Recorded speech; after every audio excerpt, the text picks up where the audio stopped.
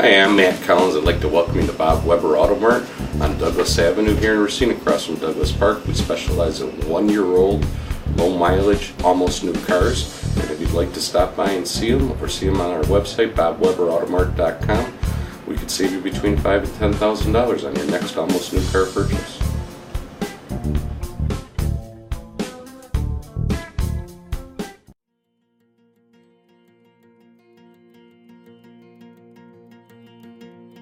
I'm Michael Burke, and this is Money Talks.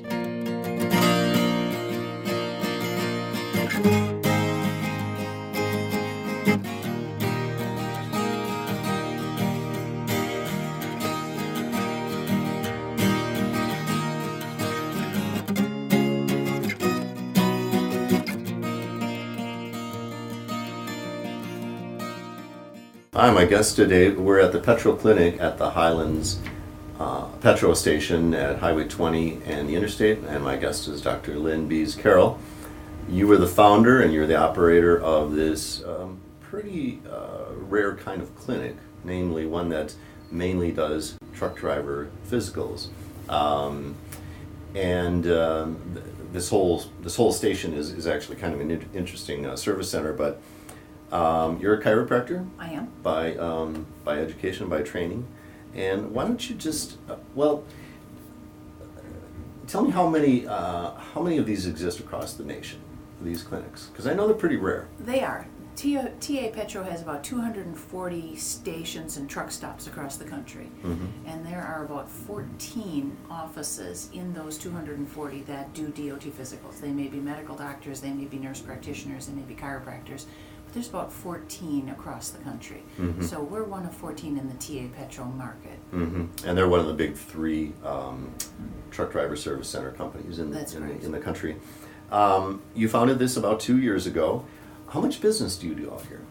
We see about 1,000 truck drivers a year come through here for physicals. We expect that'll go up starting in May when all DOT drivers, CDL drivers must have to have their exam done by a DOT certified medical provider. And we'll come back to that point a little bit later. What does the federal government require in order that a person keep their commercial driver's license? Well, they have to have a federal medical exam as one of their stipulations. Now, there are other stipulations. They have to pass driving certifications, but from a medical perspective, in order to have a Class A license and to be able to drive, even if you have a Class B, if you're going over the state line, or you have a hazard endorsement or whatever special endorsements, you need a federal medical exam by a certified doctor. And this applies to, by the way, not just over-the-road, long-haul kind of truck drivers. You were pointing out to me earlier, because I did a story about your clinic, there are a lot of types of truck drivers out there who have these licenses, right? Absolutely. Dump truck drivers, construction workers, people who might be engineers and hauling a piece of equipment. If you trailer anything more than 10,000 pounds, commercially you have to have a commercial driver's license. Even if you don't have a commercial, you have to have a federal medical exam, even if you don't have a commercial driver's license. Mm-hmm. So almost everybody who is in any manner of a truck, a short truck, a straight truck, a dump truck, a cement truck, buses, yeah. Mm-hmm. Yeah.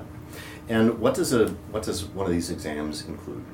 Well, the DOT is concerned that the driver is safe, and that, of course, means that they can hear and they can see, and they're physically fit enough to do the job. So they have to have hand strength, and they have to be able to move their feet, and they have to, of course, be able to turn their neck. And so physically, you've got to be able to have your ranges of motion. You have to be strong enough to do the job. You have to have dexterity and fine motor skills.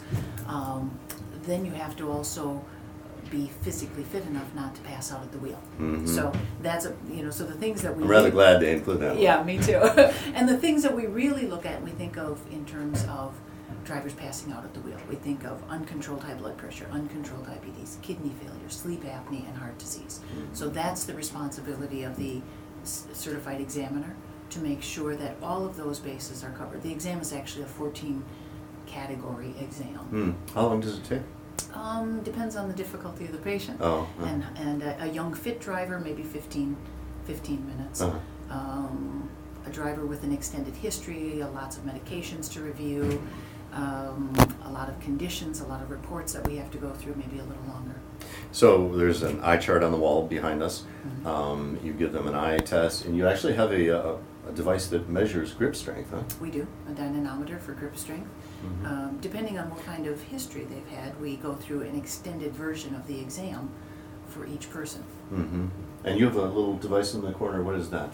That's a Siemens A1C analyzer. It's a blood analyzer, and it's actually a sugar blood analyzer. Measures amount of blood sugars over a 60 or 90 day period of time for diabetes evaluation. Mm-hmm.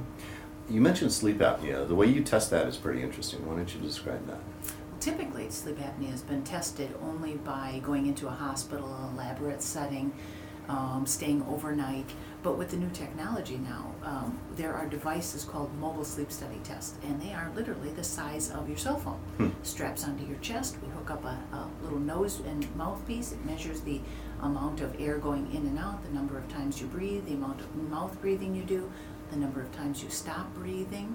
Then there's a chest strap that'll also monitor amount of heart-chest movement and the number of heartbeats in while you're sleeping, and there's a finger pulsometry, and all these little devices hook into this little thing that is attached to this monitor that is attached to the chest strap.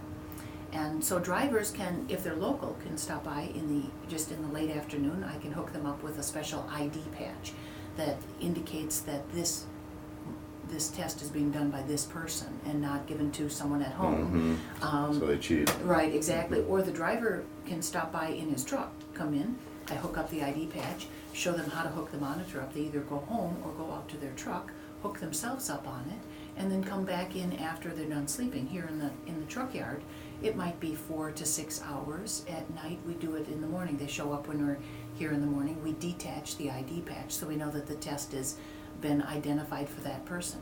We upload it onto the computer, and a medical group in Cleveland Medical Group will then have a sleep study specialist analyze the sleep study, write the report, and make the recommendations. Within 3 days, the driver gets the report back. So what if you find that the driver has a problem, and now you know he's going to be tired at the wheel? Well, then the driver has been diagnosed with sleep apnea and must then go get the appropriate treatment. And for the driver, that's not even any bigger deal than it is for anybody at home. They make small sleep PAP machines or sleep apnea machines. They plug right into the cigarette lighter in the truck or the AC adapter in the truck. Mm-hmm. The driver can be quite in compliance with sleep apnea if they're using the treatment. The same as with diabetes or high blood pressure. Mm-hmm. It's okay that they're diagnosed as long as it's monitored and being treated. Mm-hmm. Yeah.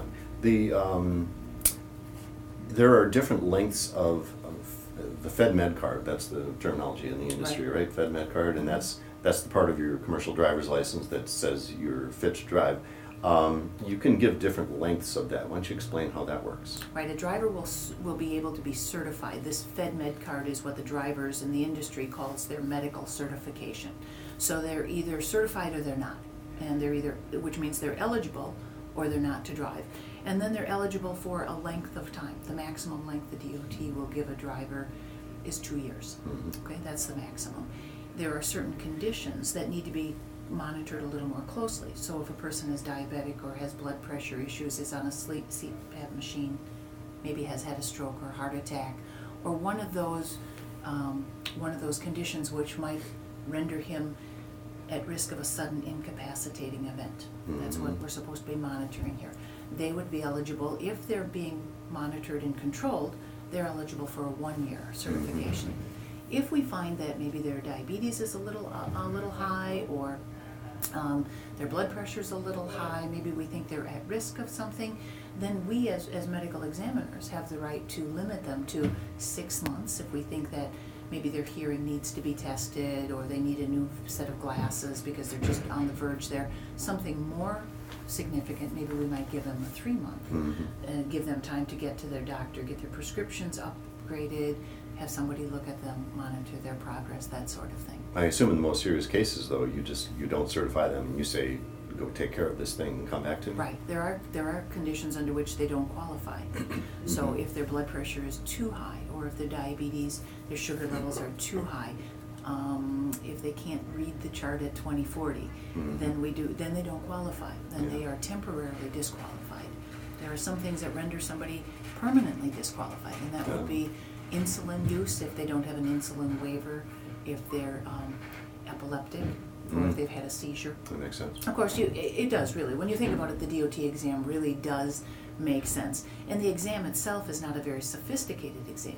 It's the interpretation of the laws and who qualifies and who doesn't, and then what do we need to verify what their conditions are and how they're being monitored. Now, there are a couple of things going on in the industry, in regulation, that are starting to kind of shape your business and actually boost your business. Why don't you briefly mention what those are? Well, in the past, anybody could do an exam. Anybody who was licensed to do an exam in their state, medical doctors, chiropractors, nurse practitioners, physician's assistants, anybody who under their own license could do an exam for anybody, could do an exam for the DOT. And now starting, it was April, but it's been bumped back now to May of this year, all certified medical exams have to be done by a certified medical examiner who has taken a course with the DOT, passed the exam, but given by the DOT, and then registered on the National Registry of Certified Medical Examiners. And this includes you This yourself? does, yes. I've been certified since last spring, or last fall, excuse me. And how is that shaping what's happening with the exams? Well, many of the doctors who used to do the exams, many of the physician's assistants are no longer doing them. They just don't do enough in their daily routine to make it worth their while to go take the test, take the exam, take the test, and then do all the exams. And you have to report it each month how many you've done and whether or not you've done any at all. Then every day there's a reporting process to the DOT. So we do a lot of them. It's no problem for us. If you're going to do 1 or 2 a month, it's likely that you're going to get kind of caught up. And so many of those doctors are just referring their patients out to either occupational medical clinics or other doctors, which means the backlog in those clinics is going to be really significant. And we're a drop-in clinic. Yeah. So drivers can drop in when they're passing through, when they have a rain day, if they're construction workers, or if they're just, gee, I have to go plan for this, I should plan on next Tuesday or some convenient day. By the way, I neglected to sort of define your clinic. You're not an urgent care I am clinic. not an urgent care clinic. We do only DOT specialty items, DOT exams. We do diabetes screening or monitoring, and we do sleep apnea. We also do some chiropractic care, both for local patients and for truck drivers.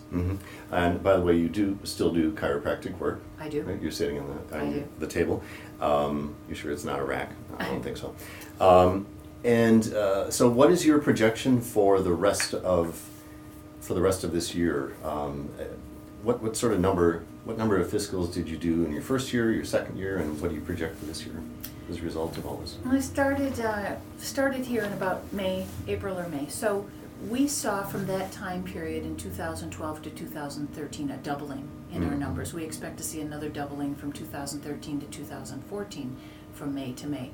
And that will then bring us to the new federal guidelines. And I think we'll see as many as we can see in a day. Oh, wow. And if we need to, we'll bring another doctor in. We have another office next door that can be used. We're kind of set up to do a two-doctor facility here. As we speak, when we arrived, you were in the midst of a physical. There are about 5 or 6 guys sitting out there just waiting to get in. Finally, there's obviously demand for this kind of a clinic, and you and some investors are taking that and extending that out into the rest of the country. Why don't you just briefly tell us about that before we end here? We are. We're going to take this same simple concept onto the road. We're looking at some of the major hubs in America. We're looking at Gary, Indiana, and South Dallas, and maybe some locations hitting the major highways north and south, and then a couple east-west locations so drivers have access when they're on the road. As franchises, right? As franchise in a clinic, in an operation called Clinics on the Road. Oh, very cool. So. Well, we'll watch for that. Dr. Lynn Biese-Carroll, got that right. Thanks for being our guest on Money Talks today. Thanks a lot to Scott Anderson, our producer, and thanks for watching.